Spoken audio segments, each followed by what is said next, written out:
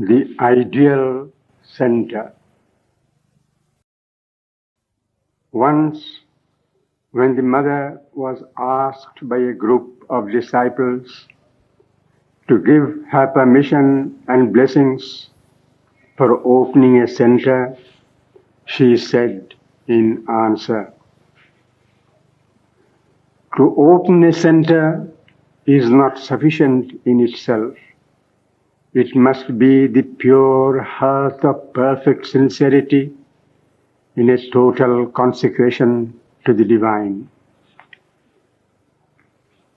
This is the first motto or mantra that should be inscribed on the tablet of the inner constitution of every group organization.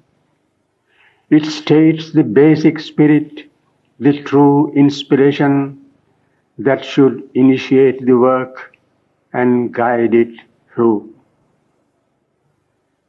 The second mantra is embodied in these words of Sri Aurobindo.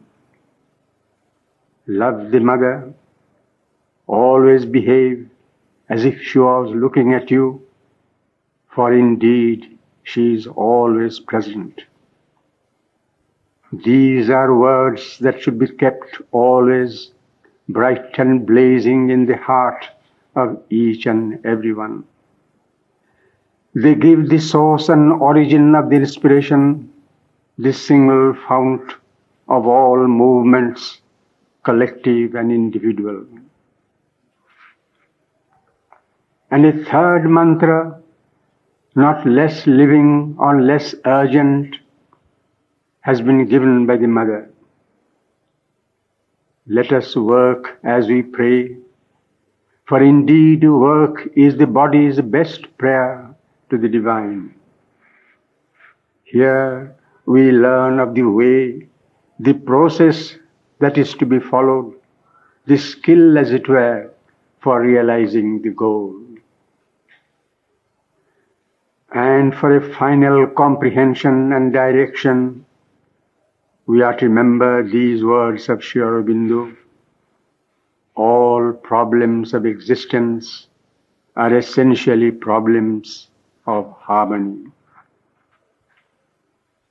In life, which is necessarily corporate life, a center essentially means a training and realization in corporate life. The first and the last necessity is harmony. That is to say, understanding and union among the members of the corporate life. That is a self-evident truth, understood and accepted by one and all.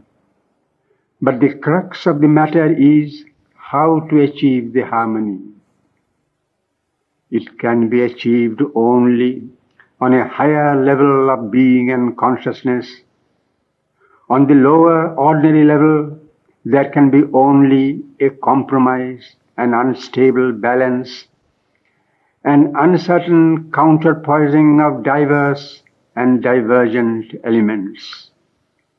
Also, it must be noted that the higher and deeper the consciousness, the wider and the more comprehensive, the more the harmony becomes natural, spontaneous, faultless, perfect. And on the highest level, the harmony becomes not merely union, but indivisible unity. That is the goal towards which a dedicated center, that is to say, a spiritually aspiring group, should move and labor. That also is the primary work, the first and foremost for which the center stands as the field. And this work can be done and has to be achieved through the discipline enunciated in just the previous, our third mantra, the fundamental attitude with which the work has to be done. It is said there that the work, consecrated work or service, is the prayer of the body. Mind's prayer is expressed in words, body's prayer in works. Work is the prayer in its dynamic and concrete form. It is the utterance of the physical, the language it knows in order to ask for and seek the union with the divine. It is the holy ritual expressing and embodying in the physical, material life one's adoration, one's adhesion to the ideal, to the deity one worships. Work or service expressing harmonization needs to be based, as I have said, upon a higher and higher consciousness. Work done as prayer is the best means of effecting an ascent in consciousness. This is the lesson that each individual of a center must learn from the very outset and ever afterwards. He must always try to rise in consciousness, reach an ever higher status of being, and from there let the work flow, as it were, from a spontaneous spring. As one rises in consciousness and being, naturally and inevitably this consciousness widens, and one feels naturally and spontaneously kinship and union with all others. Work or service is then only a dynamic means of achieving and realizing the sense of perfect unity of oneself with all other selves.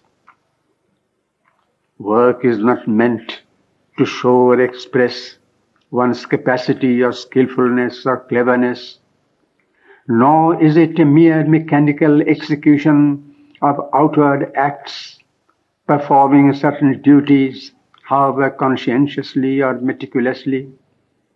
It is indeed a ritual of prayer and self-dedication, adhesion and surrender of the most dynamic and material parts of our being, the most unresponsive and insensible elements, to the one divine will.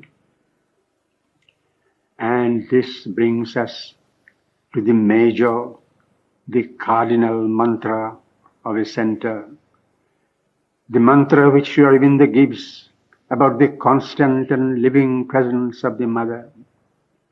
The very core of a center is this presence. A center grows and can grow perfectly only around the Mother's presence and consciousness.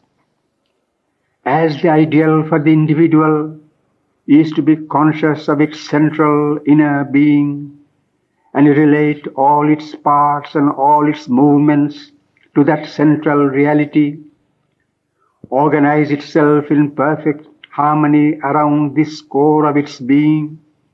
Even so, a group center has to organize itself in perfect harmony around the central reality of the Mother. Only so can it grow and grow harmoniously. Indeed, a group, that is to say, a center, like the individual, can successfully grow into a living and harmonious, dynamic truth only when it has in its consciousness at every moment and in every movement of its life the never-failing presence of the Divine Mother. For thus only a center can become a divine embodiment and incarnation of the Supreme Mother for the expression and realization of her truth upon this earth.